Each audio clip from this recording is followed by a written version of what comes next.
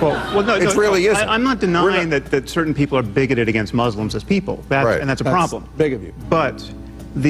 But why are you so hostile about this concept? It's gross. It's racist. It's not. But it's so not. It's like saying those stateless, shifty Jew. You're not listening to what we are saying. Ben, we have to be able to criticize bad ideas. And of course we do. No liberal doesn't want to criticize bad ideas. But Islam at this moment is the motherlode of bad ideas. It was the event that created Dave Rubin's fall to the conservative side. It's when Ben Affleck, Batfleck, Sad-Fleck, it's when he called out Bill Maher and Sam Harris for their racism. Now, at the time, everyone thought, you know, Ben Affleck, what a liberal. So stupid, so ridiculous. He's the problem with the left, Ben Affleck, because he will not call out Islam. And this is why radical Islam is gaining a global foothold. And this is why we must stop it. And the rational thinkers of the new atheist movement are going to save us and help us reform Islam into something that is more peaceful, while they totally ignore, you know, the awful actions of white supremacist Christians or, you know, some Jewish extremists and stuff like that. Now, you guys will know I have no love for new atheists. In fact, I make multiple videos criticising them as Western chauvinists. And today's video is going to play into that. Now, at the time, when I watched this Ben Affleck stuff, I was in my more atheist days. It was 2014. And I was like, oh, well, Sam Harris and Bill Maher, they're more right than Ben Affleck. He's just being an emotional lib who lives in this world where we should all just get along and you can't criticise these general ideas and religions. You just have to criticise specific groups and stuff. And I'm sure a lot of you, if you maybe went through a similar phase like me, as being an atheist was part of your waking up and becoming a leftist, you might have gone through a phase where you felt like Sam Harris and Richard Dawkins were fairly rational and were maybe saying stuff but the world needed to hear. But I think history has vindicated Sad-Fleck, and I think it's vindicated Batfleck, because while I don't agree with everything he said in this exchange, I'm going to get into the controversy surrounding primarily Sam Harris, but also Bill Maher, after, you know, Ben Affleck essentially called them out. And again, very hilarious that this is what it took for Dave Rubin to turn on the supposed left. If you want to support my work continuing for the future, regardless of what YouTube do, please consider becoming a patron. If you want to join our growing community, please check out the Discord and the subreddit in the description. And if you want to follow me personally, check out @the_Kavernacle on Instagram and Twitter. And also u/TommyCahill1995 for my personal Reddit. Thank you so much for all the support lately. We're going past 30k, chugging along to 35. For every 5k we get a new chocolate orange. Also check out my second channel, the Kavernacle Extra, for all the live streams that I archive there. And it's very funny, this is like part of the origin story of Dave Rubin, where this event and Ben Affleck's reaction basically made him a Trump-loving conservative. But I devoted the book to Ben Affleck because I tell the story in the book about how Affleck actually, believe it or not, was a key piece to my political awakening, because you may remember Ben Affleck was on Real Time with Bill Maher when Sam Harris, the neuroscientist and really mindful thinker, was on to talk about his book, Waking Up, a Guide to Spirituality Without Religion.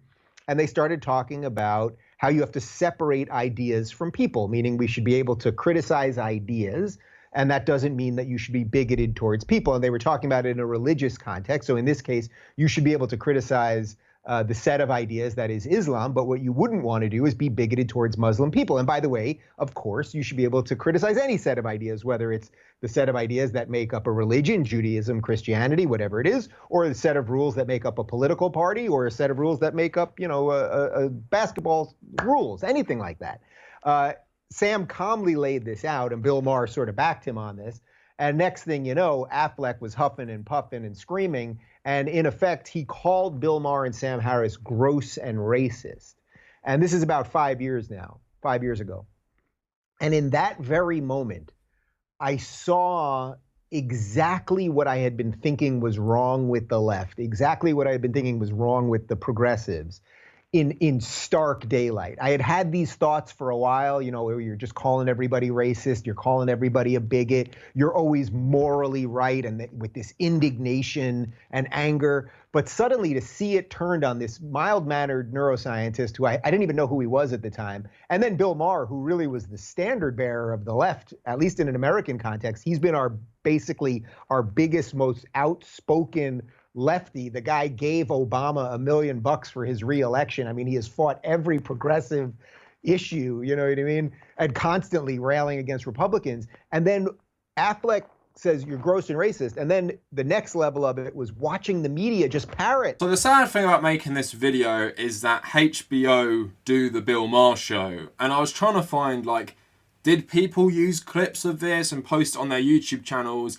I couldn't really find anyone posting these clips, which makes me think they might have a copyright on them. So what I'm going to do is read part of the exchange, the bits that I want to talk about. I'm hopefully going to play some clips that I'm going to take from the Young Turks' clipping of this stuff, because maybe they've done something where it can hide from the copyright. And then we're going to get into Sam Harris and Bill Maher's controversial history, which seemingly vindicates someone like Ben Affleck.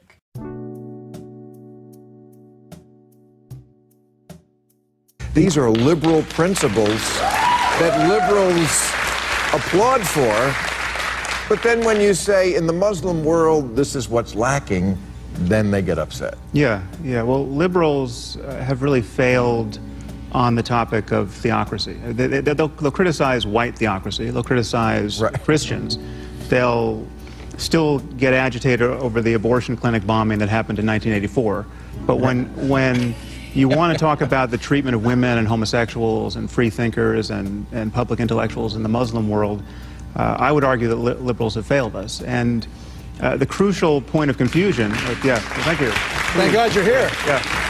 Well, I mean, the crucial point of confusion is that we have been sold this meme of Islamophobia, where every criticism of the doctrine of Islam gets conflated with bigotry toward Muslims as people. Right. And that is, it's intellectually ridiculous. Even it gets. So hold on, are with you racism. the person who understands the officially codified doctrine of Islam?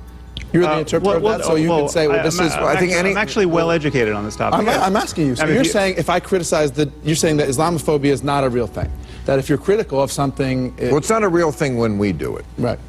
Well, no, it really isn't. I'm not denying that certain people are bigoted against Muslims as people. And that's a problem. Big of you. But why are you so hostile about this? It's gross. It's racist. It's not. But it's so not. It's like saying those stateless, shifty Jew. You're not listening Absolutely to not. what we are saying. Ben, we have to be able to criticize bad ideas. And of course we do. No liberal doesn't want to criticize bad ideas. But Islam at this moment is the motherlode of bad ideas. Jesus. So we have That's ideas just a fact. like blasphemy. It's an ugly thing. Or how about the more than 1 billion people who aren't fanatical, who don't punish women, who just want to go to the store, wait a second. Wait a second. But don't do any of the things that you're saying all Muslims wait a second. stereotyping. Wait a second. Things, and you're painting the whole religion with that. No, let's get down to who has the right answer here. 1 billion people, you say. All these billion people don't hold any of these. 5 or something. Don't hold these pernicious beliefs? No, I wouldn't. Well, they don't. That's just not true, Ben. That's just not true. Can I just second biggest religion in the world, a quarter. Well, Ben, let me unpack this. Let me unpack this for you. Please do. I've been waiting. We have just imagine some concentric circles here. You have at the center, you have jihadists. These are people who wake up in the morning wanting to kill apostates, wanting to die trying. They believe in paradise. They believe in martyrdom. Outside of them, we have Islamists. These are people who are just as convinced of martyrdom and paradise and wanting to foist their religion on the rest of humanity, but they want to work within the system. They're not going to blow themselves up on a bus. They want to change governments. They want to use democracy against itself. Those two circles arguably are 20% of the Muslim world. Okay, this is not the fringe of the fringe. What are you basing that research on? A bunch of poll results that we can talk about. But they also keep women and homosexuals immiserated in these cultures, and we have to empower the true reformers in the Muslim world to change it. And, and lying about the link between doctrine and behavior is not going to do that. One reason they don't get exposed is because they're afraid to speak out, because it's the only religion that acts like the mafia, that will fucking kill you if you say the wrong thing, draw the wrong picture, or write the wrong book. So you do have, Now, Ben Affleck is saying it's gross and racist how much these guys generalize Islam and the lack of nuance they often use. Now, in the context of this clip, you might be willing to give Sam Harris and Bill Maher a bit more of the benefit of the doubt. In this clip, without of context, I'm going to be like Sam Harris. I'm not going to put context in. And you might think Ben Affleck comes across as naive and unreasonable. All these guys are saying is we have to empower the reformers in Islam, otherwise Islam is a great threat to the West. Now, this all went on after Sam Harris actually wrote in his book, The End of Faith, that we are at war with Islam. Not we are at war with, you know, Muslim extremists and Islamists and Muslim conservatives.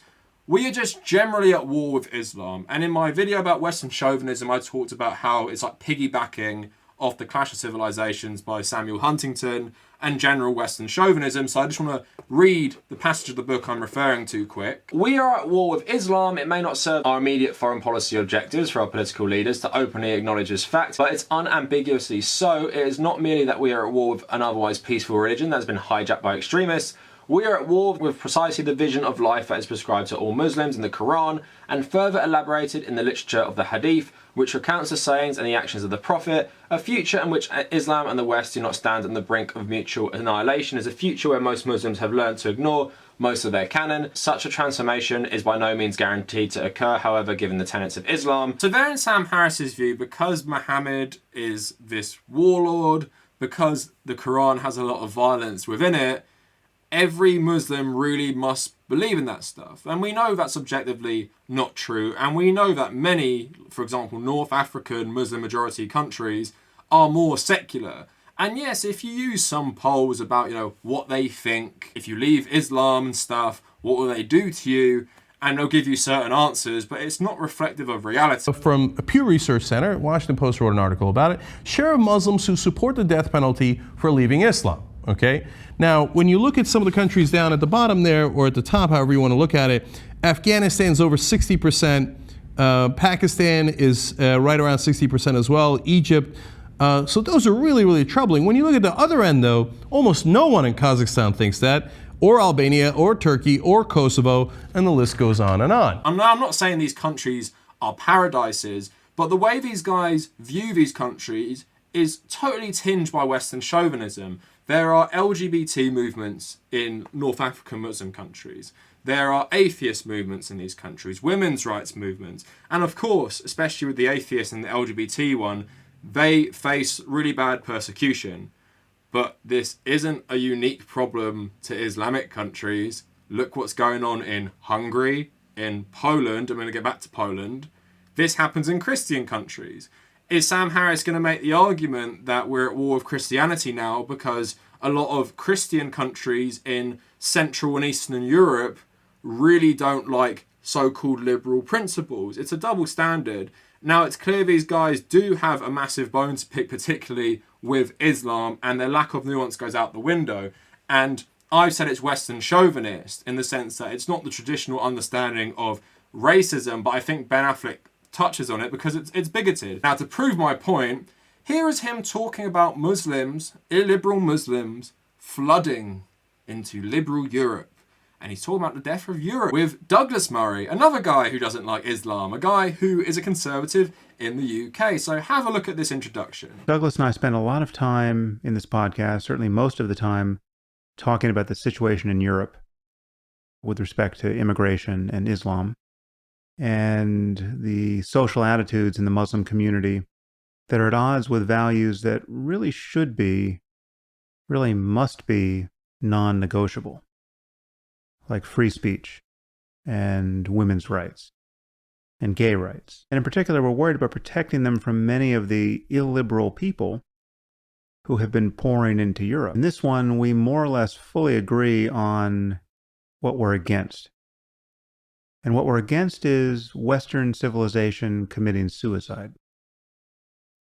And if you think that puts the matter too strongly, you haven't read Douglas's book, and you probably haven't been paying much attention to what's been happening in Europe. But on the topic of Trump just gave a speech in Poland where he said, and I quote, "The fundamental question of our time is whether the West has the will to survive. Do we have the confidence in our values to defend them at any cost? Do we have enough respect for our citizens to protect our borders? Do we have the desire and the courage to preserve our civilization in the face of those who would subvert or destroy it?" End quote. And while I find abundant fault with the messenger, as you know, I can't find fault with that particular message. Happily, in the United States, we are in a better situation, demographically and with respect to immigration and just geographically, and that has implications for immigration. But one cannot be cheerful about what's been happening in Europe. Now, I've used this clip a lot because I think it is so like mask off, saying that the US is in a better position because we can't have refugees and migrants from Muslim majority countries. And like I said, Sam Harris does not understand context in that if you're a poor refugee with nothing coming to the UK, you're not going to start an Islamic revolution that completely fundamentally shifts the UK's political system. You're probably not even going to vote or have the right to vote. You're coming over with nothing. You just want a better life. The religious stuff goes in the background, especially if you're from a more secular country like Egypt or Libya or places that have histories of more secular Arab socialism. But in the UK, we have large Pakistani and Bangladeshi populations of people who are more conservative Islam. The effect of it is pretty much localized in their communities. And yes, I have solidarity with left-wing people from those communities who want to change what's going on there in their views towards, certain groups like gay people and atheists. But these guys think the solution to these problems is keeping them out. And they also totally ignore the West's own real problems with religious-inspired bigotry, because he's acting like it's all the way back in 1984. And granted, this is pre-Trump, but the Tea Party existed in 2014. The seeds of Trumpism was being sown. Trump announced his campaign for president the next year. Trumpism didn't just spring out with Donald Trump. It was cultivated for decades and decades since Ronald Reagan, arguably Nixon as well. But in the modern times, it's a massive backlash to people like Barack Obama becoming president. And this Christian fundamentalism has never gone away from America. Now, if that was not suspect enough for you, Sam Harris also had a podcast with Charles Murray, the guy who obviously wrote The Bell Curve, making a case that IQ is linked to race. Now, if you know anything about IQ, it's for skull measurers anyway.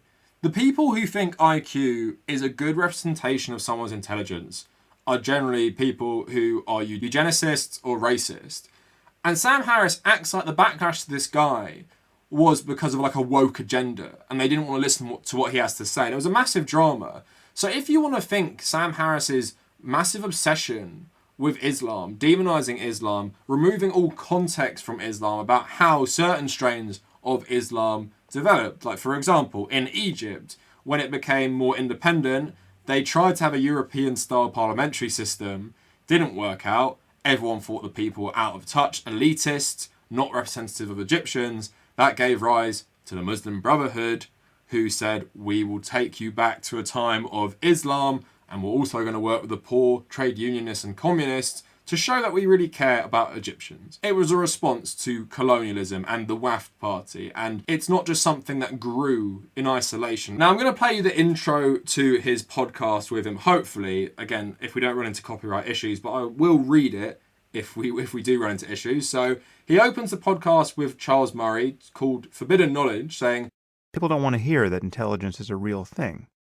People don't want to hear that a person's intelligence is in large measure due to his or her genes, and that there seems to be very little we can do environmentally to increase a person's intelligence, even in childhood.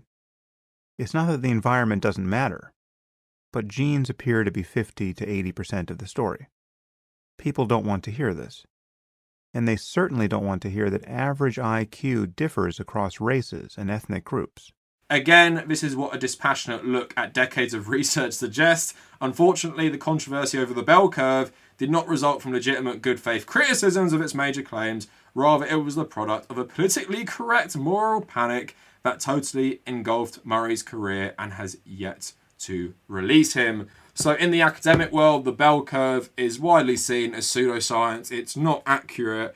And even, that sort of outgoing into IQ is not a reflective measure of all this stuff. And stuff that Sam Harris actually ignores, just like normal, is that why certain groups of people throughout history, especially going back to the early 1900s, maybe didn't score as well in intelligence testing was because they weren't educated, because of poverty, because of racism. Black people used to have to pass tests that were already made extremely hard for them, but of course a lot of them came from extremely deprived areas where they didn't have the best schools if they went to school at all, because it was used as a tool of racism, just like IQ tests have been historically used as well. So Ezra Klein, who had this massive controversy with Sam Harris over this, wrote a good article for Vox, and he says, Harris returns repeatedly to the idea that the controversy over Murray's race and IQ work is driven by dishonesty, hypocrisy, and moral cowardice, not a genuine disagreement over the underlying science of its interpretation.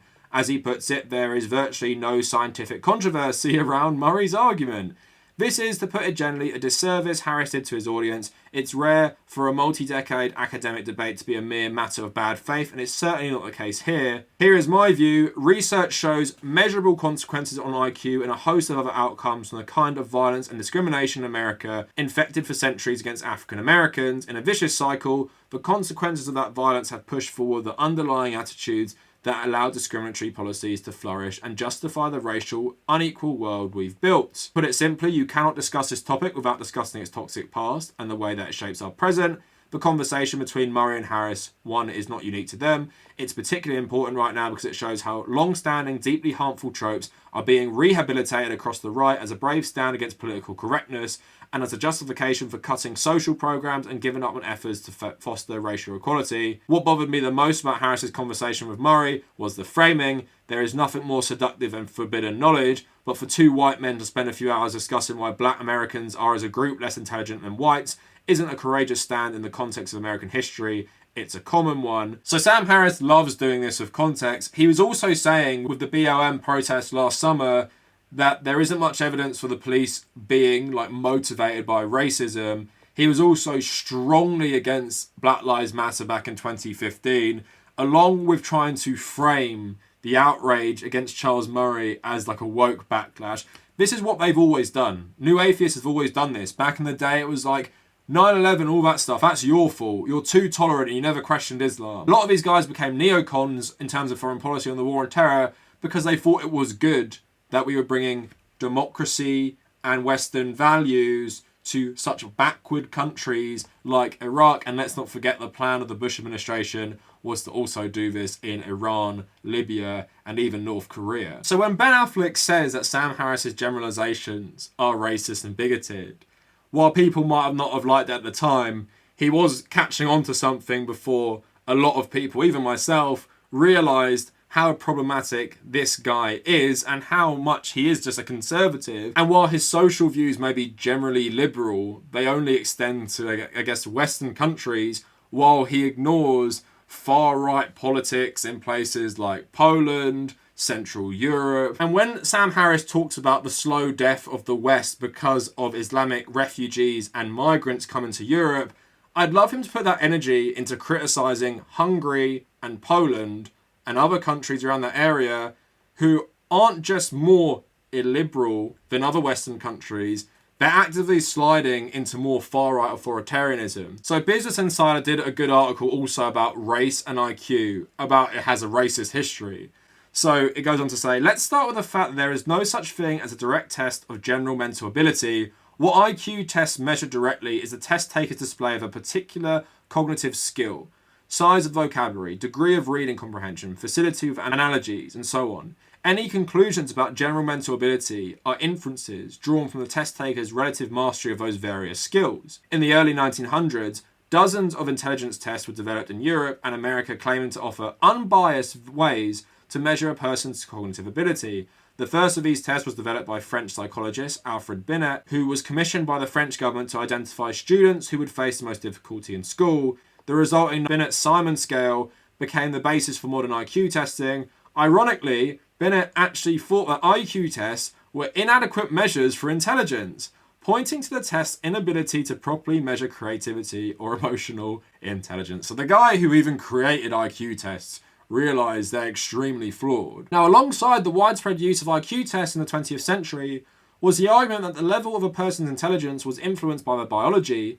Ethnocentrics and eugenicists, who viewed intelligence and other social behaviours as being determined by biology and race, latched onto IQ tests. They held up the apparent gaps these tests illuminated between ethnic minorities and whites, or between low and high income groups. Some maintain that these results provided further evidence that socio-economic and racial groups were genetically different from each other, and that the systemic inequalities were partly a byproduct of the evolutionary process. But in the darkest moments, IQ tests became a powerful way to exclude and control marginalized communities using empirical and scientific language. Supporters of eugenic ideologies in the 1900s used IQ tests to identify idiots and imbeciles and the feeble-minded. These people, eugenicists argued, who threatened to dilute the white Anglo-Saxon genetic stock of America. As a result of the eugenic argument, many American citizens were later sterilized. In a 1927 infamous ruling by the US Supreme Court, which legalized forced sterilization of citizens with developmental disabilities and the feeble-minded, who were frequently identified by their low IQ scores, the ruling known as Buck versus Bell resulted in over 65,000 coerced sterilizations of individuals thought to have low IQs. Those in the US who were forced to be sterilized in the aftermath of Buck versus Bell were disproportionately people of color. Compulsory sterilization in the US on the basis of IQ, criminality, or sexual deviance continued until the mid-1970s. So if Sam Harris applied any context to this conversation with Charles Murray, he would realize that Charles Murray has been widely debunked. He would realize that IQ as a measurement is generally for skull measurers and these eugenicists. And what's not said in that article is it didn't just apply to the feeble-minded, it also applied to people who were deaf and blind in many cases. America has an awful history of this insane BS pseudoscience about race and genetics. Read about America at the turn of the 20th century. It is literally the most Nazi stuff that so much of the white elite believed in, including most US presidents. And you can see the direct line between this and Nazism in the sense that early Nazi judges and lawyers came to the US to study their laws because they thought it was the best example of laws based on eugenics and race. It says it all, really. And Sam Harris is playing into the legacy of this stuff while trying to legitimize someone who thinks that black people aren't as smart as white people because of race, based on something like IQ, where the guy who made up the IQ test doesn't think it's a good measurement of intelligence. Now, I don't want to leave it out, but Bill Maher, who was backing Sam Harris up on everything, does have some very problematic views, maybe not as bad as Sam Harris. I mean, he's not doing a podcast with Charles Murray, although he does have really weird guests on. So at first, he said the N-word on his show, tried to defend himself, and Ice Cube gave him a good dressing down. So he said, it was wrong and I own up to that, but it's not like I've got a career of this. It's not like I went out there last Friday and said, I'm going to break some new ground tonight, adding, you know, it happened and it was wrong and people make mistakes. We're all sinners. But I totally get that. I grew up in an all-white town in New Jersey, not Alabama. That's the country. Race wasn't even an issue. I bet race wasn't an issue for a 6-year-old guy in New Jersey. It didn't exist except my parents told me the right thing about it. So, sounds like a guy who totally understands while saying the N-word is wrong. Now, like Sam Harris himself, a lot of these guys are big Israel simps. So Bill Maher basically blames a lot of the problems in Israel and Palestine at the moment, basically just on the Palestinians. So during a roundtable discussion on the anti-Semitism scandal surrounding Representative Ilhan Omar, Maher said he would love it if she came on real time as a guest. She and I would agree on very little on Israel and Palestine. We would agree that the Palestinians are victims, he outlined, before saying the Palestinians were not victims of Israel, but other Palestinians, unfortunately. Probably referring to the divide between more moderate Palestinians and people who support Hamas. But again, when you have Palestinian Christians voting for Hamas, maybe the issue isn't the Palestinians. Maybe the issue is the oppression they're suffering at the hands of the Israelis, where people will get so desperate, well, they'll vote for a group, Islamic extremists like Hamas, because it's seen like they're the only ones who are sticking up for the Palestinians. Now, in terms of the BDS movement, he said it's a BS purity test by people who want to appear woke, but actually slept through history class. It's predicated on this notion, I think, it's very shallow thinking, that the Jews in Israel are mostly white and the Palestinians are brown, so there must be an innocent and correct and the Jews must be wrong. As if the occupation came right out of the blue, that this completely peaceful people found themselves occupied. Now, he talks about people who sleeping through history class, someone who has a degree in history, also has a master's in international politics. I can say that is totally not what happened. And also the framing of this is really wrong, because are people trying to say that the Palestinians were the Ottoman Turks or something? Because the Palestinians did not own Palestine. You know, the Ottoman Turks owned Palestine, and then the British owned Palestine, and the people who were agitating for the Israeli state were Palestinian Jews, who were then bolstered by loads of secularist Jews and socialist Jews coming from Eastern Europe after World War II, and decided this was the time to make the historic homeland of Israel their own country where Jews would be in control. And that came at the expense of the Palestinians and other local Muslim and Christian populations in the region. Of course, then you have things like the 1967 war, and you have Israeli settler colonialism, where they've constantly been expanding this stuff. Then you have massive support from evangelical Christians in America who want to enable the Israelis to take back all of Greater Israel to fulfill biblical prophecies of Armageddon. And today you have the hard right in power in Israel, and they've been in power for some time now, who are constantly carrying out this stuff. More settlements, willing less to compromise than previous Israeli administrations. And the difference is now, if you know your Israeli history, even some of the founders of Israel were way happier to concede territory and stuff in negotiations than the current government are. Because what happened after 1967 is that Israeli nationalism became blended more with religion, because like I said, the founders were largely secularists, and now you have what you have today. So regardless of what you think between like the Palestinian Jews and the British, or the Ottoman Turks and the Palestinian Jews, or the Ottoman Turks and the British, the Palestinians are the victims because they're never in control of their own destiny in this country. And this whole region has constantly switched hands between various empires. And if you know your Jewish history, you'll know that it's shifted. You know, Persia, Babylon, Greece, and then of course you have the Roman Empire, who are the ones who led to a mass exodus of this region in the first place because of the burning down of the Second Temple after the Jewish war with Rome. But yes, by and large, Palestinians are the victims. They're still being victimized by the Israeli government. And if your view on this is that people only think Israel is bad because it's white and Palestine is good because it's brown, then I'm really questioning how much you understand this thing, and I'm questioning how bigoted you are. And it seems like this guy does have a massive blind spot if he thinks, you know, saying the N-word is no big deal, and he can play it off as, you know, growing up in a liberal area in New Jersey, so he never cared about race growing up. And this is why I say Ben Affleck has been vindicated, because people are like, how could he say what they were saying was racist? And if you are, you know, Sam Harris big brain, you can remove a bit of context, be like, oh, in that little conversation, maybe Ben Affleck was being a bit naive, but maybe he was onto something, Sad-Fleck, because these guys' history since then seems to vindicate everything he was saying, because Sam Harris, yes, does like to generalize Muslims. He even said before, we're in a war with Islam. Doesn't sound like someone who's doing a lot of nuance there. Doesn't sound like someone who really cares for the differences between more secular Muslims in Egypt or Tunisia and more hardline ones in Iran or Saudi Arabia. Sounds like a guy who thinks this religion is pretty much like irredeemable. And he likes to pretend like he's just saying, you know, the Islam at the current moment is the motherload of bad ideas. Well, I'll praise the Trump speech in Poland, a country that is going far right authoritarian and is anti-gay and anti-abortion.